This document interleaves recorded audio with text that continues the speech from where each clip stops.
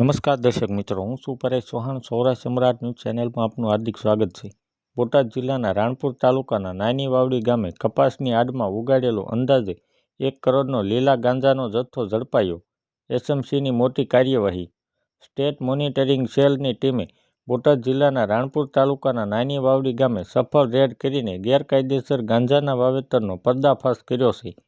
ચોક્કસ બાતમીના આધારે એસએમસીની ટીમે ગામની સીમમાં આવેલી એક વાડીમાં તપાસ હાથ ધરી હતી, જ્યાં કપાસના છોડની આડમાં લીલા ગાંજાનું ગેરકાયદેસર વાવેતર કરવામાં આવ્યું હતું.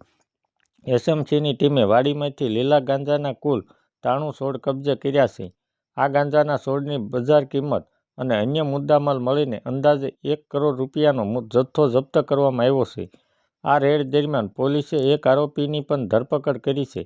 તેની પાસેથી આ ગાંજાના વાવેતર અંગે વધુ પૂછપરછ કરવામાં આવી રહી છે. પોલીસ સૂત્રોના જણાવ્યા અનુસાર આ ગેરકાયદેસર વાવેતર પાછળ અન્ય કોઈ વ્યક્તિ કે નેટવર્ક સંકળાયેલું છે કે કેમ તે દિશામાં વધુ તપાસ ચાલી રહી છે.